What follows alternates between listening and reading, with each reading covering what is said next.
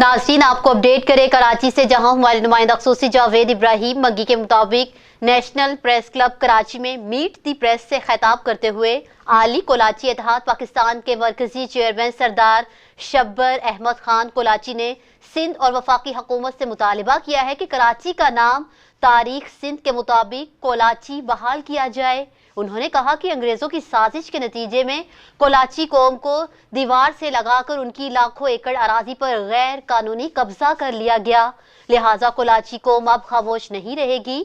अपने आईनी और तारीखी हक के हसूल के लिए न सिर्फ अदालत बल्कि बैनुल अक़वामी फोरम पर भी सदाए एहतजाज बुलंद करेगी। तंजीम के सीनियर नायब सदर इम्तियाज अहमद कोलाची ने कहा कि कोलाची कौम की गुमगश्ता तारीख जिंदा और जावेद है।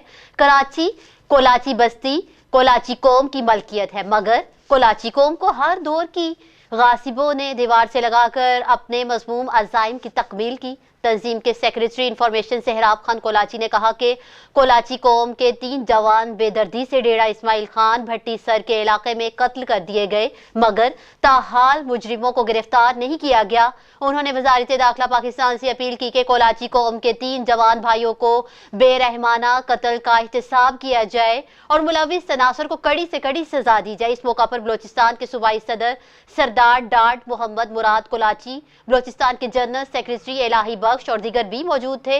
बादशाह नेशनल प्रेस क्लब के सदर अफजल वारिसी की जानिब से आलमी कोलाची इत्तेहाद पाकिस्तान के चेयरमैन सरदार बशीर अहमद खान को अजरक का तोहफा पेश किया गया।